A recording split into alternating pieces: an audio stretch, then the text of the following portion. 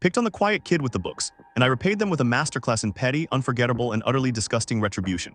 Back in high school, if you had any jock-like tendencies, you might have thought I'd be a good target for bullying. That assumption would last exactly as long as your first scheme, when you'd quickly discover that besides being a glasses-wearing geek carrying 20 pounds of Jules Verne and Tolkien hardbacks, and yes, a theater kid, 3 strikes right there. I was also clever, vicious, and vengeful.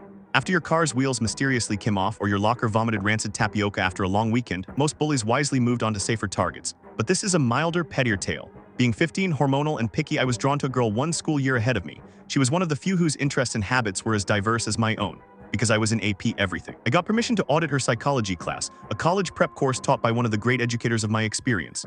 She and I were both studious and quiet, so we were generally left alone. Often in his class, short films were shown, then discussed and analyzed. Being high school, note passing was a common pastime. Cell phones and IM were decades away. The teacher, however, was a master at sneaking up on students, grabbing their missives, and then reading them aloud in front of everyone once the lights went back on. My girlfriend and I were among the note writers, and we were also careful. But the law of averages catches us all eventually. Our small notebook was seized and spirited away. The film ended, the lights came up, and the teacher, with an evil grin, flourished the book, anticipating our embarrassment. Less studious classmates awaited our downfall with ill-concealed glee. Remember the Tolkien reference. Wait for it. With theatrical flair, our notebook was opened, and page upon page of our most private thoughts would have been laid bare before his eyes, had he not been up against 2 teenagers who had committed to memory not one but both of J.R.R.'s Elvish alphabets.